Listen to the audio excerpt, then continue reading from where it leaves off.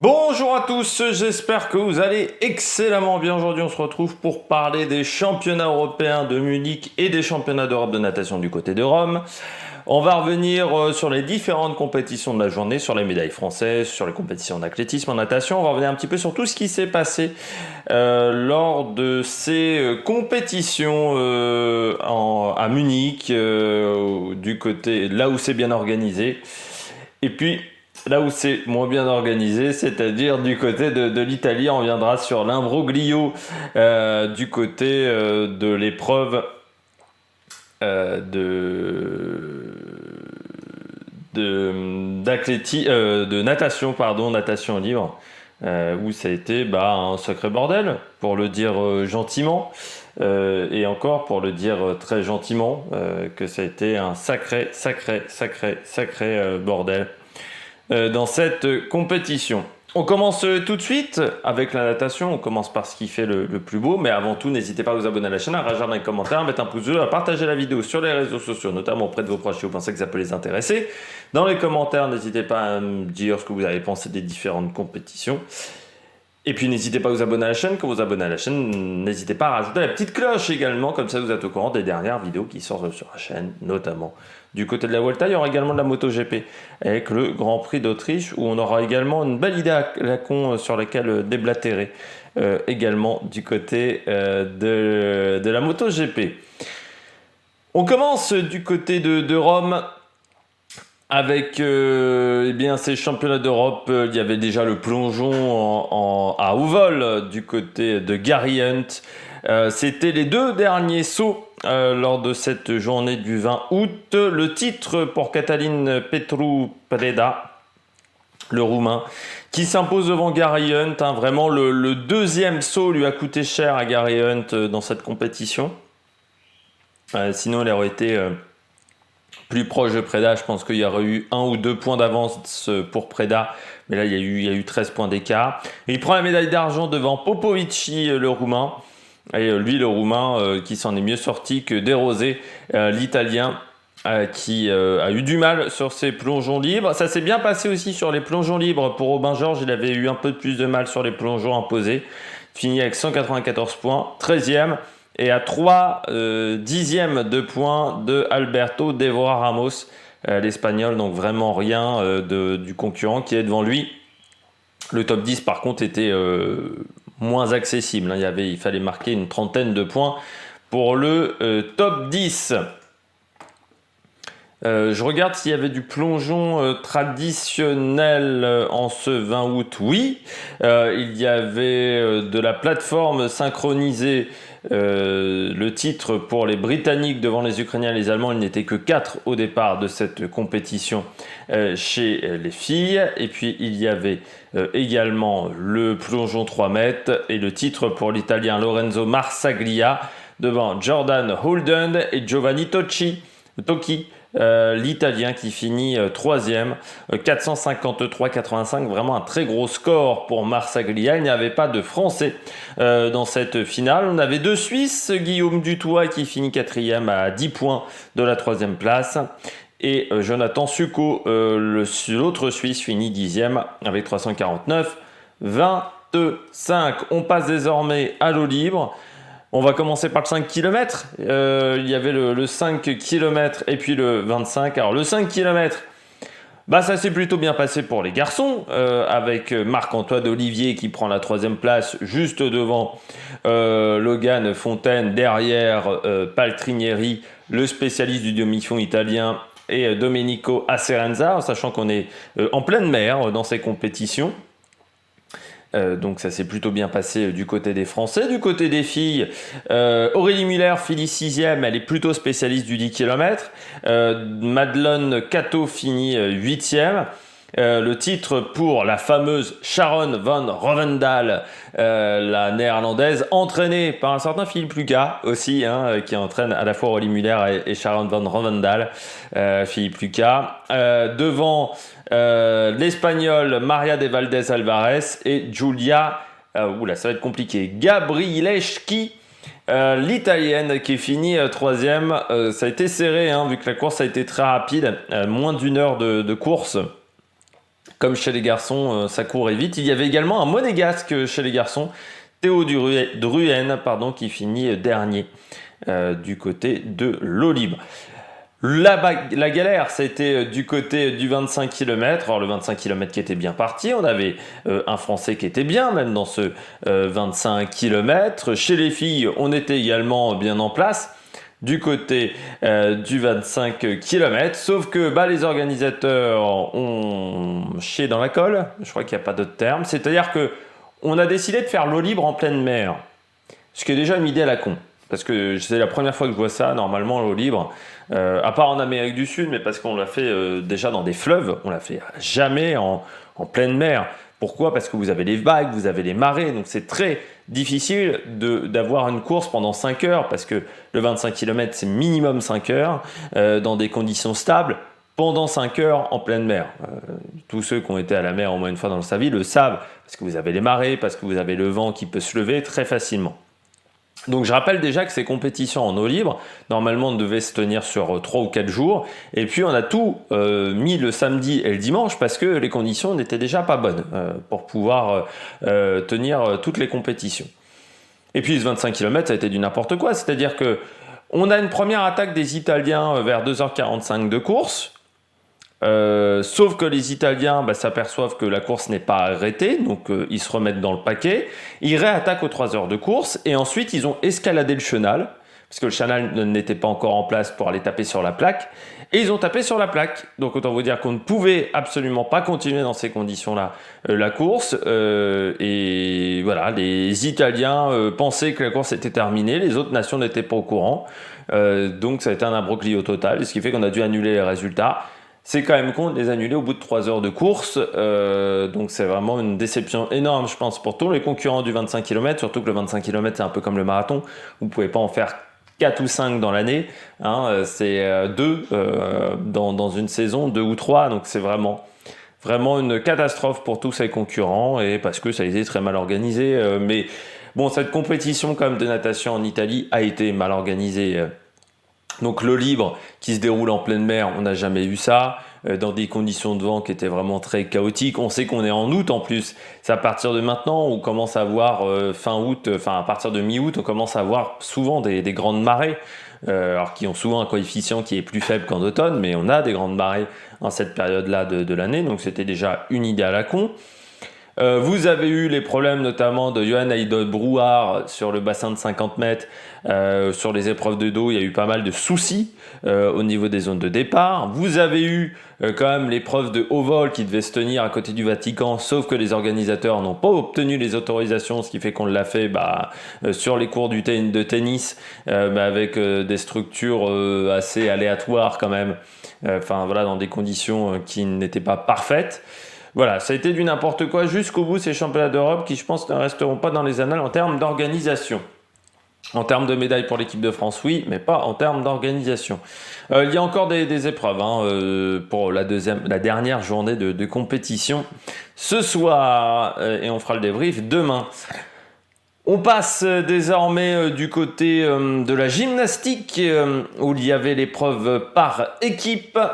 Et du côté de l'équipe de France, on prend une 5e place. Ça a été compliqué, je dirais pas ça, mais on n'a pas réussi à prendre ces petits dixièmes de points qui nous auraient permis d'accéder un peu plus haut dans la hiérarchie. On a fait quelques erreurs, notamment sur l'épreuve du saut. On a fait des arrivées hors zone, donc forcément ça ne pardonne pas. Et puis on a perdu des points quelques fois sur certaines épreuves. Donc ça, c'est une petite déception pour la France de ce côté-là. Oui, voilà, c'est encore mal fait du côté de l'organisation. Donc la France est 5e. Titre pour la Grande-Bretagne devant l'Italie. La Turquie aura des regrets parce qu'ils prennent la 3e place, mais ils se sont un petit peu ratés. Les Anglais vraiment au-dessus, les grands Bretons, la Grande-Bretagne vraiment au-dessus dans cette compétition. On passe à l'athlétisme. Alors, il y avait 2 épreuves le matin, c'était le 20 km. Ça s'est très bien passé pour les Français. Alors certes, il n'y a peut-être pas de médaille sur ce 20 km, mais on a vraiment vu des très très belles choses sur cette épreuve. C'est vrai que nous, on a plutôt été spécialistes de la longue distance, notamment le 50 km avec Yoann Diniz, mais on a toujours eu un peu plus de mal sur le 20 km. Sauf que maintenant, la longue distance, c'est plus que le 35, le 50 km n'existe plus, ce qui est bien dommageable aussi parce que c'était une magnifique épreuve d'endurance. 35 km, ça ressemble plus à un marathon en termes de durée, alors que le 50 km c'était très long, hein, c'était 3h30, 3h40 d'effort, c'était vraiment une très très belle course je trouve.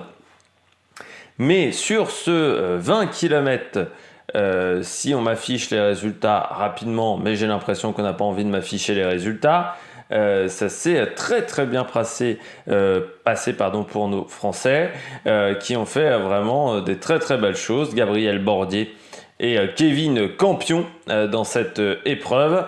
Et bien entendu, il ne m'affiche pas les résultats. Voilà, j'ai les résultats enfin, avec un Kevin Campion qui fait un season best en 1h20 et 47 centième, sixième, derrière Alvaro Martin, Karlström et Garcia Carrera, Amescoa et Fortunato l'italien, qui n'est pas coureur cycliste.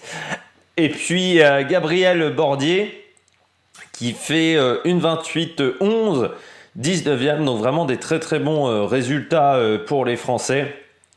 Dans cette épreuve, il finit en 1,28,11, c'est-à-dire 9 minutes derrière le vainqueur, Alvaro Martin, qui bat son record personnel en 1,19,11. Il y avait également le 20 km féminin, où là encore plus chez les filles, on n'a jamais eu de grands, enfin ça fait depuis très longtemps qu'on n'a pas eu de grands résultats du côté de la marche chez les filles. C'est vraiment une discipline où on a beaucoup plus de mal, parce que c'est une discipline où vous gagnez pas d'argent, hein, la marche tout simplement, les moyens sont extrêmement limités dans cette discipline. Vous voyez là je meuble parce que je n'ai toujours pas les résultats qui s'affichent tout simplement du fait d'un internet de mauvaise qualité et puis d'un site qui rame, hein, surtout c'est le site de la fédération, enfin de ces championnats européens qui rame légèrement.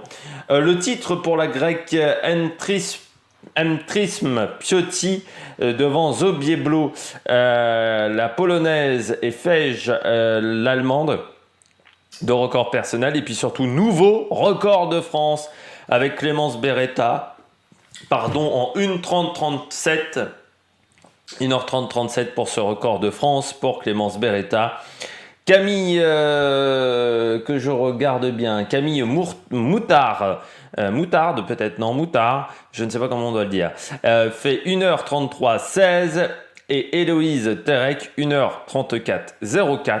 Mais vraiment très belle performance de la part de Clémence Beretta, 1h30 et 37 centièmes, on va y arriver, nouveau record de France. Il faudrait encore gagner une minute, pour Clémence Beretta, et là on peut vraiment jouer la médaille olympique pour Paris 2024. Ça sera son objectif, je pense, dans les mois à venir. Il y avait également l'épreuve de la perche. L'épreuve de la perche masculine, Mondo Duplantis au-dessus, il n'y a pas à dire. Record des championnats notamment avec 6,06 m, mais il a fait son concours les doigts dans le nez.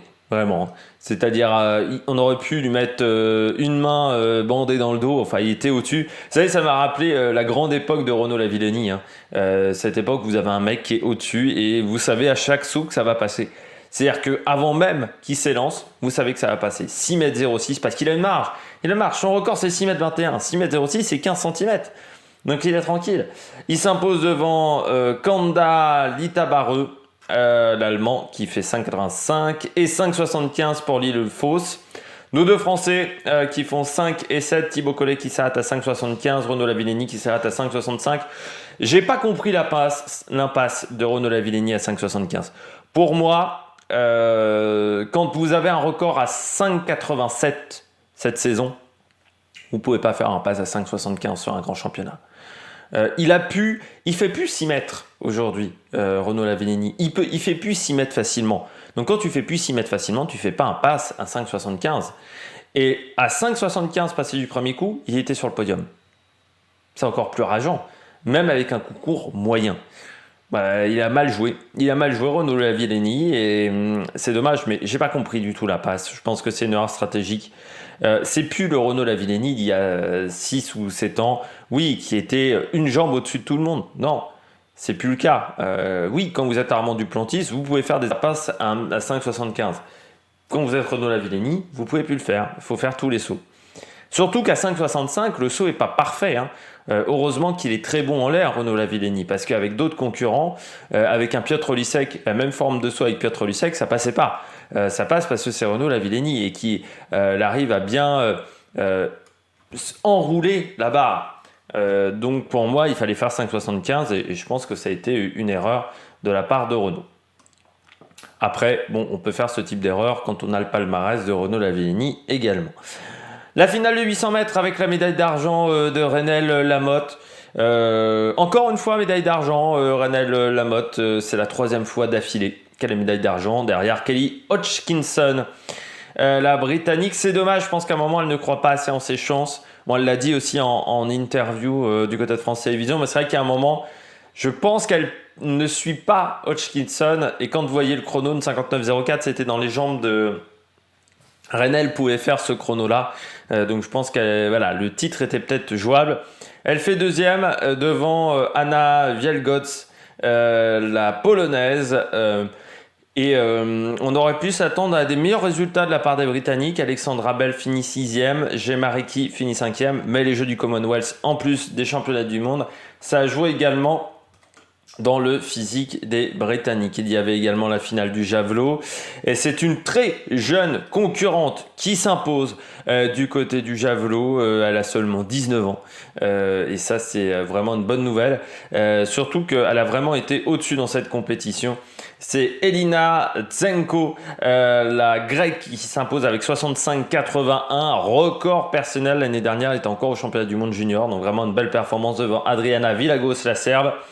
Et la légende de la discipline, Barbora Spotakova, 41 ans, est toujours capable de faire 60 mètres, 68. Alors elle est loin de son record du monde à 72,28, mais son record du monde, il date de 2008. Ça fait depuis 15 ans, c'est assez exceptionnel ce qu'elle arrive à faire encore, Spotakova et Reka Silagi, qui était sur le podium jusqu'à la 6e rotation. Et c'est à la 6e rotation où elle a perdu le podium. Il n'y avait pas de Française dans cette finale du javelot, de la perche, pas du tout. Il y avait également une série du 100 mètres avec une fille. Au départ, c'était Laura Valette. Alors, course qui s'est déroulée sans le son chez France Télévisions, qui a perdu tous les micros pendant une dizaine de minutes. Et Laura Valette qui a pris à la 2e place derrière Jessica Hunter, 13,30 pour la Française, 13,27 pour la Britannique. Qualifiée donc pour les demi-finales. Les 2 autres Françaises étaient déjà qualifiées pour les demi-finales avec ce système. Nouveau système qui fait que les meilleurs concurrents au niveau des chronos, au niveau des bilans européens, ont le droit de rentrer seulement en demi-finale. Ce qui est bien et pas bien également pour ces concurrents-là. Bien parce que d'un côté vous faites une course en moins, pas bien parce que vous rentrez directement en demi-finale et qu'il faut toujours tout de suite être bon. Et parfois il y a des concurrents, ils ont besoin d'avoir une première course pour se mettre en rythme. Là, ce n'est pas possible. Il y avait également la finale du 4x4 masculin et la médaille de bronze de nos Français. On passe pas loin de la médaille d'argent avec la Belgique. Vraiment, c'est passé pas loin. Kevin Borlée était pas dans une forme incroyable. On rappelle qu'il n'avait pas fini sa demi-finale sur 400 mètres. Il s'était blessé, Kevin Borlée. Mais vraiment, on pouvait penser, se dire que, allez, il y avait peut-être possibilité d'aller chercher cette médaille d'argent du côté des Français. Mais j'aimerais qu'ils remplissent l'objectif, ils prennent une médaille du côté de nos Français. C'est vrai que le temps n'est peut-être pas si impressionnant que ça, mais c'est plutôt une belle performance de la part de nos Français. Là encore, j'attends que ça s'affiche. Hop là, ça s'affiche. Du côté de la France, donc, qui finit 3e en 2,59,64, record, saison best, record de la saison. Devant, on a la Belgique qui fait 2 minutes 59,49 et la Grande-Bretagne qui fait 2,59,35. L'Espagne bat son record national en 3 minutes 54 et les Pays-Bas finissent 5e, mais avec un avertissement au niveau du règlement de la part des Néerlandais, vu qu'il y a eu quand même un gros contact avec les Tchèques. On a eu une bagarre de bras, je crois que c'est sur le 2e relais. où les Pays-Bas, après le deuxième relais, donc sur le troisième relais, que les Pays-Bas et les Tchèques se sont battus au niveau presque des bras. Enfin voilà, c'était assez chaud entre les deux concurrents. Il y avait également le 4x4 féminin où il n'y avait pas les Françaises, victoire des Pays-Bas avec leur double médaillé du côté des Pays-Bas. Il y avait également la Pologne qui finit deuxième, la Pologne qui est toujours forte sur les relais du 4x4. Hein. C'est une nation qui a toujours été très présente, que ce soit chez les garçons ou chez les filles sur le 4x4. On se souvient notamment des belles bagarres entre la France et la Pologne à une époque dans ces compétitions-là, parce que ça, souvent chez les garçons même, il y avait une grosse bagarre sur le 4x4 face aux Polonais depuis les 20 dernières années. C'est vrai que les Polonais qui sont devenus très forts du côté de l'athlétisme depuis 20 ans. Donc les Pays-Bas qui s'imposent avec le meilleur bilan européen de la saison en 3,20,87, notamment avec Lieke Clavert et Femke Bol, Lisanne de Witt et Evelyn Salzberg. C'est presque De Witt qui a été la moins rapide, la plus en difficulté devant la Pologne, où vous aviez notamment Zvieti Herzeti qui est toujours là, et surtout Kasmarek. Et puis la Grande-Bretagne qui fait troisième, devant la Belgique qui bat son record national en 3,22,12, relais composé de Cynthia Bolingo, Anne Klaes, Elena Ponette et Camille Laos, devant l'Allemagne, l'Irlande, la Suisse et l'Espagne. Et puis il y avait le 3000 steeple, le premier titre pour l'Albanie avec Luisa Gega, mais qui a fait la course en tête, qui a décidé de dynamiter la course. Et ça a été vraiment très impressionnant. Ça nous a rappelé également à l'époque de Mayedine Mekissi, où les Français étaient capables de faire la même chose du côté du 3000 steeple chez les garçons. Elle s'impose devant Lena Meyer, Elisabeth Bird. On passe au beach volleyball, au volleyball de plage, avec les demi-finales chez les filles. Enfin, les finales même chez les filles. Et c'est la paire lettonne qui s'impose face à la paire suisse en finale. Tina Grodina et Anastasia Kravchenoka qui s'imposent 2-1 face aux Suisses. Tania Huberli et Nina Brunner. 18-21, 21-15, 15-11 dans le tie-break. Finale pour la troisième place également, la médaille de bronze pour les néerlandaises Stam et Schoen qui ont battu Alvarez et Moreno 2-1, 19-21, 24-22, 15-11 pour les néerlandaises, et les espagnols qui ont des regrets parce qu'elles avaient quand même des balles de match. En quart, en demi-finale pour les garçons, eh bien on aura une paire polonaise, une paire suédoise, une paire tchèque et une paire norvégienne, la paire tchèque qui avait battu les Français 2-1. Et les demi-finales et la finale auront lieu lors de cette dernière journée de compétition ce dimanche. Du côté du canoë, on avait des finales. On avait notamment la finale en 1000 mètres chez les garçons. Ça n'est pas passé pour Adrien Barth. Il finit 5e à 5 secondes de 666 du leader Sherila. Et il y a 3 secondes de trop pour aller chercher la médaille de bronze de Tacchini. Il y avait également le double chez les filles. Le canoë double. Non, le kayak, double du côté de la France. Et les Français, ça n'est pas passé pour Léa Jamelot et Manon Ostens, qui ont fini 6e. Pas très loin de la médaille de bronze des Allemandes, mais là aussi il en manquait un peu. Les Belges finissent 2e. Les Belges avec Hermione Peters et Lizzie Broeks du côté de la Belgique, derrière la Pologne qui s'impose. Il y avait également le double en canoë, là aussi pas de médaille pour l'équipe de France dans cette finale du 500 mètres. La France représentée par Axel Renard et Eugénie Dorange finit 5e. Derrière l'Ukraine, la Hongrie, la Pologne et l'Allemagne. Là aussi la médaille était pour pas très loin. Et puis dans le kayak à 4, le K4 comme on l'appelle sur 500 mètres, eh bien la France finit 3e. Derrière l'Allemagne et la Slovaquie, la France composée de Guillaume Burger, Maxime Beaumont, Kylian Cor et Guillaume Lefloche. Maxime Beaumont qui a eu une médaille en individuel aux Jeux Olympiques, je crois du côté de Rio, si je me souviens, si ma mémoire ne me fait pas défaut. Il y avait le VTT. Domination des Françaises dans cette épreuve de VTT, avec Loana Lecomte qui s'impose devant Pauline Ferrand-Prévot. Pauline Ferrand-Prévot qui était vraiment partie très très fort. Problème de dérailleur. Elle était plus forte que Loana Lecomte sur cette course, mais quand vous perdez 1 minute 15 au moins à remettre votre chaîne en place, c'est pas possible dans un terrain qui était vraiment des conditions qui étaient très, très difficiles. Devant Anne Stepstra, et déception, hein, aucune médaille chez les Suisses, chez les filles. Ça, c'est une grosse déception. Ça a été vraiment une compétition compliquée pour les Suissesses et pour les garçons même. Hein. Une seule médaille en VTT du côté de la Suisse, c'est vraiment une déception. Et pour la France, c'est rassurant à une semaine des championnats du monde du côté des G où les Françaises seront favoris chez les filles avec Loana Lecomte et Pauline Ferrand-Prévot qui se sont préparées pour cette compétition. Il y avait également les demi-finales du côté des filles et du côté des garçons en tennis de table. Polkanova s'impose face à Sabine Winter 4-3 et c'est Mittelham qui gagne face à Ziona Chang dans le duel des Allemandes 4-1. Chez les garçons, Dang Qiu, l'Allemand, gagne 4-1 face à Matthias Falk et Darko Jorgic gagne 4-2 face à Carlson qui avait battu nos deux Français lors des tours précédents, le Suédois.